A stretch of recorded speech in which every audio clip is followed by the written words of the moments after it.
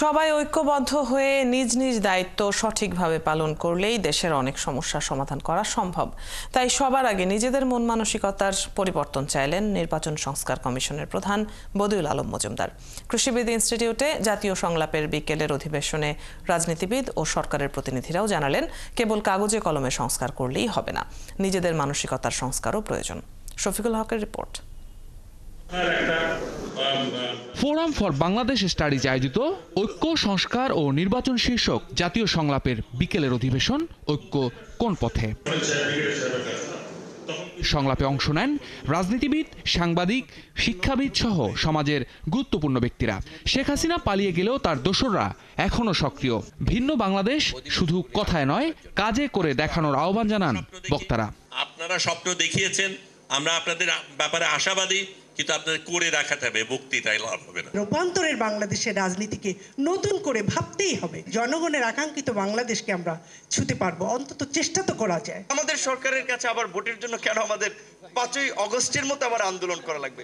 এই দৃষ্টিভঙ্গি পরিবর্তন করে এখন জাতীয় ঐক্যমতের ভিত্তিতে সংস্কারটা করা আমাদের জরুরি। আগামীতে হবে না কোনো ব্যক্তি বা কোনো পরিবারকে কেন্দ্র করে, সেটা বাংলাদেশের জনগণের যে আকাঙ্ক্ষা রয়েছে সেই জায়গাতে কেন্দ্র করে বাংলাদেশের আগামী রাজনীতি ঘূর্ণিপাক হবে। কিছু সংস্কার এখনই করতে হবে, করা দরকার, এদিকে মনোযোগ আনতে হবে। কিছু সংস্কার সবার সাথে মিলে ঐক্যমত তৈরির পরে বাস্তবায়ন করতে হবে। সরকারের প্রতিনিধিরা জানালেন, ঐক্যের পথ কঠিনই হবে, তবে জনগণের আকাঙ্ক্ষা যাতে পূরণ হয় সে লক্ষ্যেই তারা কাজ করবেন। এজন্য আবারও ধৈর্য ধরার আহ্বান জানান তারা। আমি বললাম আর হয়ে যাবে সেরকম না।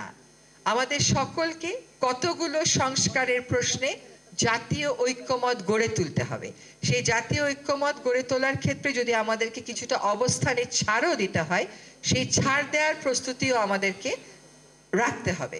সংলাপে নির্বাচন সংস্কার কমিশন প্রধান বলেন, ছাত্র জনতার রক্তের ঋণ শোধ করতে হলেও একটি সুষ্ঠু নির্বাচন দরকার। সংস্কার মানে পরিবর্তন, গণতান্ত্রিক উত্তরণ মানে আমার নিজের মধ্যে পরিবর্তন, পদ্ধতির পরিবর্তন, প্রক্রিয়ার পরিবর্তন, প্রতিষ্ঠানের পরিবর্তন, এবং একই সাথে আমাদের সুষ্ঠু নিরপেক্ষ নির্বাচন।